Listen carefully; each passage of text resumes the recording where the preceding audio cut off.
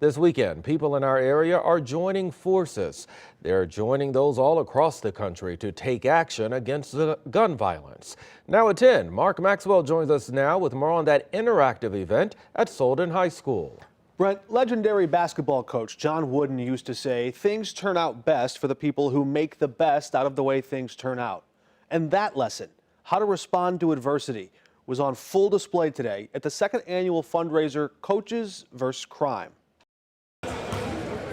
When times get tough on the hardwood, competitors often look to their coach. On the half-court line. But on this court, this is unlike any basketball game you've ever been to. Every team and everyone in the stands was competing against the same vicious opponent. In particular, gun violence.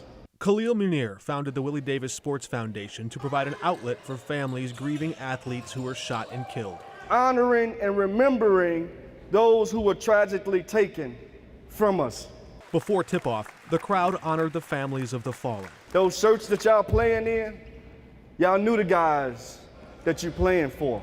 The coaches knew them too. No dispute is worth losing a life.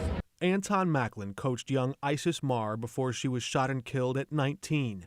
A figure in her life her dad will never forget. Yes, Isis and I had a lot of tough conversations, but I watched her grow. And somebody so full of life, she was about to go win in life. Now, her dad, Atif Marr, is raising money to help other young students finish her dream of becoming a nurse. No corner of this gym was spared from the grief of gun violence. My son was actually coming and get my car to go and play basketball. This is his thing. This is what he loved to do. He was a scholar athlete.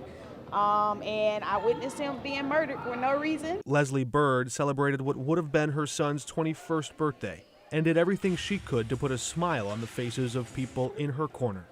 People say I might be grieving the wrong way, but is there any particular way to grieve? It's what I have to do because I know I'm inspiring other people. I'm working with the youth who is looking into my energy, so why not? If anything, let's be on one accord.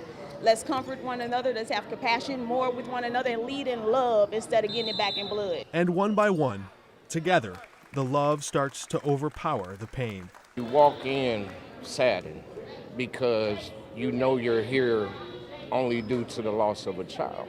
When you leave out, you're refreshed because you enjoy, for me, seeing the sport. My daughter liked to play basketball, so I kind of live through these kids vicariously just watching. The Coaches vs. Crime organizers gave out practical tips like 600 gun locks, responsible coping mechanisms to avoid conflict, and access to counseling facing grief. But nothing was more powerful than their collective resolve to take that tragedy and turn the pain into the kind of purpose that can power lasting change.